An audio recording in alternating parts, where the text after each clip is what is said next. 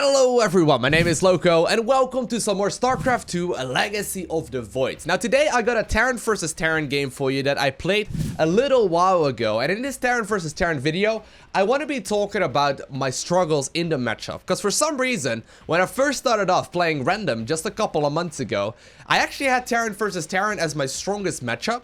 However, it slowly but surely has started getting worse and worse and worse, and there's a couple of reasons why that is currently the case. So, in general, I felt like the main reason why we are winning against players that are, I don't know, like along the lower ends of Master League is that we just simply have better control. I mean, I don't want to sound cocky or whatever, but just playing a lot of Zerg obviously does give me pretty reasonable micro, and I feel like I'm pretty good at microing the units when it comes to playing Terran versus Terran, as well as like the strategic like moves in Terran versus Terran when it comes to, for example, the siege tank maneuvering and the microing and the decision making when it comes to the fights. However, the weaknesses that I've been encountering as of late are usually either due to the lack of control, which basically I thought was my strength at first, right? Due to the lack of control with just simply having opponents that are better at micro than I have, and as well as my opponent's micro, or not my micro being better, but their build orders being better as well.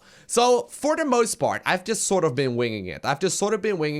Trying to, you know, up my skill level by losing primarily, and adjusting my build orders accordingly to try and deal with everything that the Terran players can throw at me. Now, the struggles are getting real when it comes to Terran players either doing a one-base timing attack with like medevacs and then like, you know, Marines and like 2 or 3 siege tanks. That build seems to be relatively popular nowadays, and I just also go down, or I, you know, always go down to it whenever that does happen. And the same actually goes against things like, for example, Liberator harass and Cloaked Banshee harass, and that last one we will be experiencing in this match as well. Now, in this game, I actually do have, I do end up winning it, even though I'm very, very far behind. But it sort of like showcases why I sometimes do end up winning Terran versus Terrans, even though I'm pretty far behind. And the obvious reason is obviously my opponent's just making a mistake and I'm just sort of getting lucky. So here's my action plan, okay? Up to this very point, I've not really been focusing on super strict build orders. But what I want to start doing is trying to see if I can get my hand on maybe a couple of professional gamers, their replays. So obviously, if you have a look at the pro gamers in StarCraft 2, especially in the mirror matchups, they're pretty much all running the exact same build order. And I've never really copied those. I've just sort of like tried to wing it and win on my own, but I've really started hitting a wall here as far as Terran versus Terran goes. For example, build orders really help you to be safe against pretty much all kinds of aggression, right? I mean, if I'm gonna, you know, copy a build from, for example, Maru, most of the time that build is gonna be far superior than what I have been running so far, and as long as I manage to, you know, copy it properly, in most situations it will allow me, you know, to obviously become a better player, and hopefully it will give me at least like a couple of minor improvements in my game. That could actually help me just to be safer, right? Because oftentimes, like, I don't really know when I should go ahead and, for example, spend a scan on scouting my opponent out. I don't really know when I should be getting my third base up. I don't really know when to be producing my upgrades, and all these kind of things are just sort of something that I've been doing relatively okay, I feel like, but haven't been doing as well. So first course of action, and the first step, I suppose, is to find a build order that I'm going to stick with for a while, and, you know, use that to be safe against everything that they can throw at me. So, for example, in Zerg vs. Zerg, there are builds such as, for example, the 14 pool, 14 gas, and then play the super safe style. And while that technically does put you behind against players that are really opening up more greedy, in a lot of scenarios, you know, it doesn't really matter. If you want to hit Grandmaster League, those differences are going to be insignificant enough to really, you know, make that worth your while either way. So that's my very first step.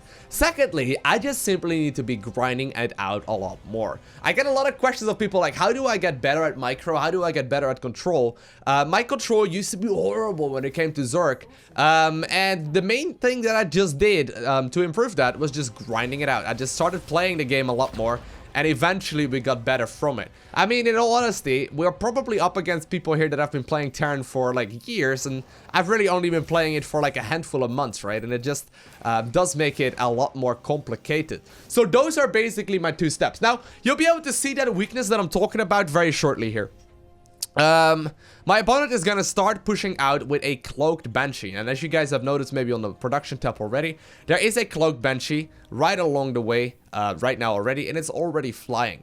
And I think with a well-timed scan, which once again I'm right now putting down a mule, this mule could have been a scan, I could have easily figured out exactly what my opponent would be going for.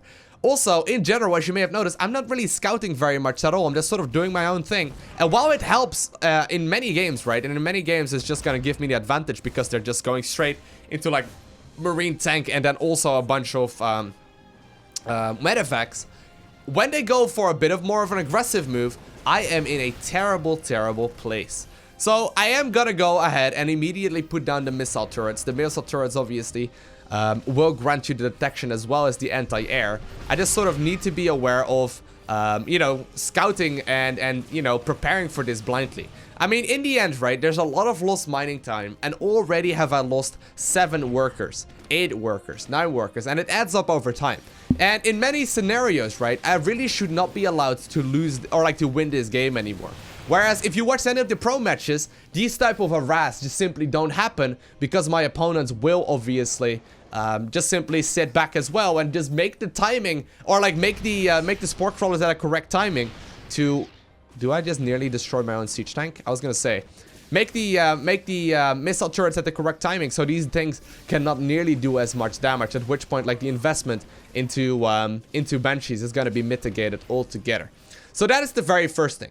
It may very well be the case that I will notice that pro gamers are saving up 50 energy just in case on the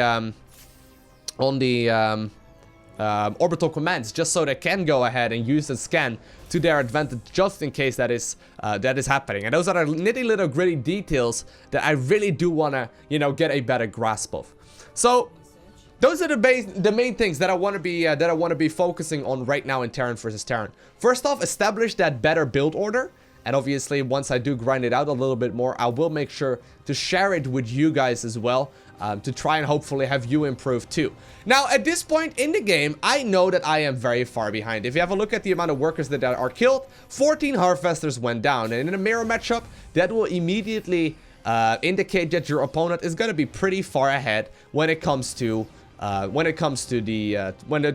game. Now, I am basically putting all of my eggs in one basket right now that my upgrades just now finished up. The +1, you know, the infantry weapons did just finish up. I'm like, all right, well, since I'm not going to be able to micro or macro my way out of this anymore, I'm going to try and use this time to my advantage and instead go for a timing attack that potentially will beat the opponent out. Now, like I mentioned, it is actually going to end up working, but just barely. It is just barely going to end up working. And the main reason for it is that my opponent makes a bit of a mistake. So what I'm trying to do here is lob my siege tanks forward slowly but surely. As you can see, control wise, that is the type of thing that should not be allowed to happen. And in the end, it is my opponent just blindly stimming into you know, my siege tanks that just sort of ends up giving me the victory. Now, patience is definitely virtue in StarCraft 2 as well. Getting greedy in the matchup definitely isn't worth it. And you'll notice, like, right when I pick up these things, my opponent will have a look at this, and he's gonna go ahead and, like, you know, stim forward very shortly with his units. I still do have a siege tank ready to go as well. I pop down the rest of my siege tanks, and I clean all of these things up. And honestly, when we look back at this replay, there wasn't a single reason why my opponent needed to do that, right? So after picking up that victory, I feel pretty good about myself. But let's be honest.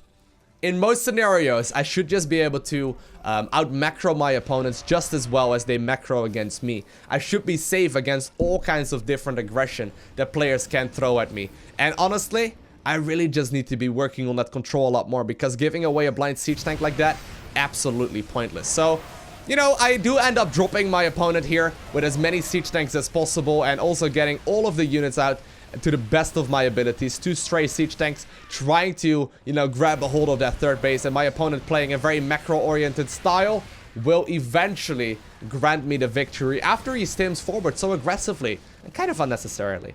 Either way though, this is my action plan right now for Terran versus Terran. Once I do indeed figure out a better build, I will make sure to let you guys know as well on the channel. So if you are interested in watching those videos, make sure you have hit that subscribe button down below. And other than that, I want to thank you all for watching. Have an amazing day. Do not forget to smile, alright? and I'll see you in the next one.